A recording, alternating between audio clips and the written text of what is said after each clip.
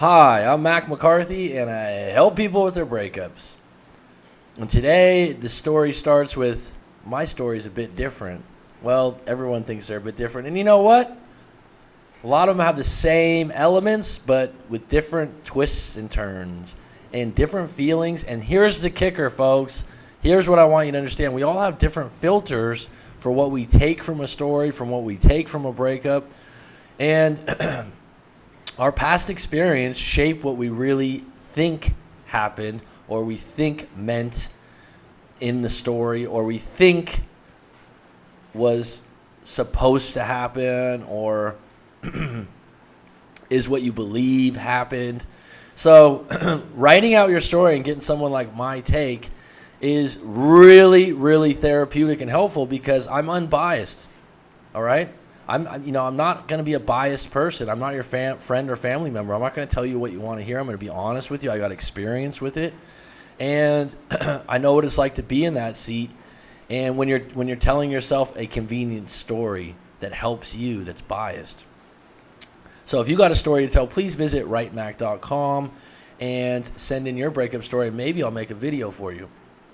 Also, I do live coaching, and that's to get a little bit deeper with your story, get a little bit more clarity, get a little bit more of a strategy going moving forward, and mainly to redirect your mindset on moving on and putting yourself in a position that your ex would come back to you possibly. All right. Hi, Mac. My story is a bit different, aren't they all? So I will just put some things out first. I'm 38, live in India, separated, married for 11 years, and to be divorced shortly. Okay, so you're not divorced yet. Have a lovely 10-year-old daughter who is with her mom. I have a great job and status in society. That's a big deal in India, right? Status in society. Well, I suppose every culture. I'm driven and financially independent and sound. Well, that's an attractive place to be at 38. Good for you. I'm 37 years old, and that's an attractive place to be, man. Good for you. I work out regular, so I'm very fit and healthy and a T2 taller. I don't know what T2 taller is. After being separated for about 6 months, I started dating again. Good. That's a good little buffer zone. 6 months out of an 11-year relationship, you need to lick your wounds a little bit and get back on deck. I started dating again. I met this lovely woman. I am sure it was not a rebound because my marriage had run its course and it was dragging. I have no resentment against my spouse and have forgiven her and myself. Well, that's a huge statement. What happened was fast and intense. There was a lot of lust and attraction, and we were really drawn to each other. She did mention in the first 2 weeks that I was separated, and it was against her dating rule, but she liked me, so she accepted my status but wanted to slow things down and take a step back. So that's understandable that if you guys were highly attracted to each other and you still haven't finalized your divorce, that she wants to, push it into first gear out of fifth gear. I could not understand her need, and well, we made love for the first time the next week, and then we were even closer and were genuinely happy with each other. We gave each other space. I think so. Obviously not enough, the way you wrote that. You're not sure of it. Never had a fight or heated argument. Well, I mean, you had a high level of attraction and lust. You probably aren't going to argue in that place. The sex was indeed amazing and a constant. Well, that's nice. And if you're coming out of an 11-year relationship, I'm guessing it wasn't like that for the last 5 or 6 years. So that heightened it even more that you hadn't had it like that in so long. However, I wanted so much with her and was always thinking of what next in the future, post my divorce or after my divorce, living in and then marriage, etc. But she kept saying to slow down and live in the moment. Listen to her. You're trying to make a plan moving forward already, and she's going, let's just have a good time, have good sex, and hang out and enjoy the moment for now and see where things go. I never understood what she meant. I hope you understood what I just said, what that I meant. I was loyal and committed to her and always made time to be there with her. Now in introspection, I only feel that when we initially met and were attracted, there was a mystery and I was not so available. But later as the relationship went on, I just wanted to be with her. I think there was an emotional deficiency which I perhaps did not address and sought happiness only with her, but I still did well at work and did my gym routine, etc. Basically what you're saying is you were highly attracted to her, you had a great physical life, and you were excited about it, And she was saying, let's just appreciate it and take a step back. And you're probably smothering her a little bit because you were so excited about it. We were together for 4 months. It was the best phase of my life for a long time. I felt true love. So your feelings were much stronger than hers. Yes, she was attracted to you, but she didn't feel that best phase of her life. And that's what bugged you a little bit, and you wanted to get her in that stage, or get her in that phase that you were in. In the last week, we had a few arguments wherein she put across that I was putting in undue pressure on her and was not hearing her. Yeah, you're smothering her, you're being weak and needy, and or on the flip side, you're demanding more of her, and she wanted to take it slow. She's told you that repeatedly. Things like living in and not listening when she said no for something. Well, you got to listen to her if she says no to something and be indifferent. Be like, okay. Okay is a strong word. You know, what do you think about living together? I don't think it's the right time. Okay. We'll revisit that some other time. And say, why? Why not? She's not ready. She said it before. Basically, she was coming home from overseas and had told me not to pick her up from the airport as she would go home on her own. But I missed her and felt love and still fetched up the airport to pick her up, and this upset her. It absolutely did, because you're not listening to her.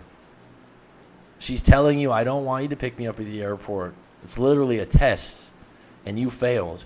And it's a bit creepy, and you're being weak and needy. I'm sorry to say it again. This is something I could not comprehend, because this was not an act of love by me, but for her, it was ignoring her voice in the relationship. I genuinely found her beautiful and felt love, so I used to often compliment her, and she felt it was too much and didn't sound genuine. Well, too many compliments to a beautiful woman that already knows she's beautiful and she's already confident is annoying. And I just think that you coming out of an 11-year relationship into a lustful, attractive woman that you were really into heightened everything, and you didn't even see it. So basically, at the end of the argument, which was on text, as I was traveling that time, I texted her that I didn't force love on her, and it was mutual. She always has a choice. You weren't forcing love on her. You were just not giving her the space she kept asking for. She wanted to develop a high level of love over time, and you wanted to jump immediately into, we're deeply in love.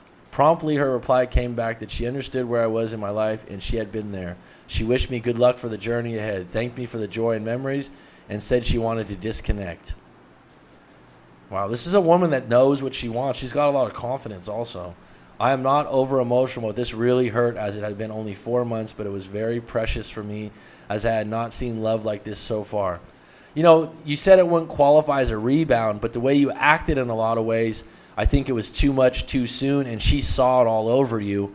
And, like I said, her telling you, I don't need to get picked up at the airport, then you go and do it. So it's a bit creepy. And what I mean by that, it's like, you just showed up at the airport, huh?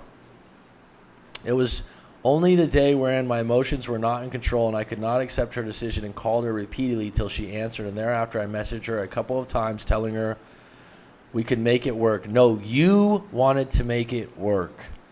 Okay? You hurt things right there by not listening to her. It's what you wanted, and you somehow shaped the story that it was what we wanted. You're not listening to her. Thereafter, the next day I regained my composure despite the hurt. I felt as I really loved her and thought it was forever. You really loved her. I haven't heard anything where she said, I really love you. Thereafter, I started no contact, but since then I had sounded needy when we broke up. So a week later, I dropped in text telling her that I understood that my anxiety had put her under pressure, and I respected her desire to move on and was working on a better version of myself, and it will take time. Just stay in no contact. People give these updates like, I'm doing so well now, I'm going to the gym. That's not attractive. It's needy, attention-seeking behavior, and they need to wonder about you and miss you. I also casually asked if we could be friends down the road. Now, I know this was a mistake, as I cannot be friend zoned with her. What can be done? She replied a couple of days later politely that she could not possibly be friends. She's got strong boundaries. She's got strong boundaries and a lot of confidence, this woman, in the near future after our intense engagement, and wished me good on my journey. I do not know if she's dating someone or not, as I am maintaining no contact ever since. You do not want to know if she is dating someone. It's been a month now after her last message. What's your take and advice for me if we started with a lot of pure attraction and physical chemistry? She also knows I was true to her till the time we were together. No abuse, no cheating, nothing like that. Well, you don't get credit for that. That's just expected, man. Oh, I did no abuse, no cheating, nothing like that. I mean, you don't get extra points for that. That's who you should be. No abuse. I mean, come on. You're reaching. Look, you said you got a lot going for you. You just got to have a relationship. Give yourself a little time away from this woman. Give this woman some time and space. Is it possible that she contacts you out of the blue in the future? Yeah, you didn't have a lot of problems. But she's got to forget that weak and needy guy at the end and remember that passionate and fun guy in the beginning.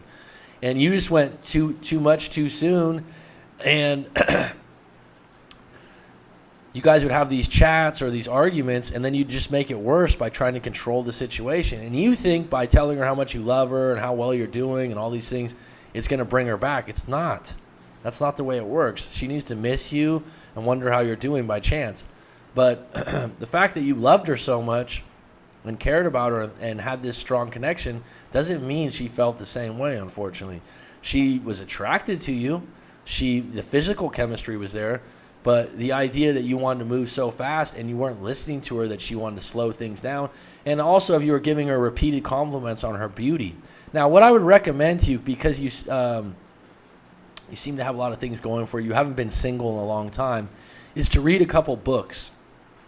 Models by Mark Manson and The Rational Male by Rollo Tomasi. Two different points of view. I think I've recommended this to a lot of guys. But this is the time for you to take a step back and start studying attraction and dating and dealing with women. And there's more books on that I could share with you, but those are two good ones to start with.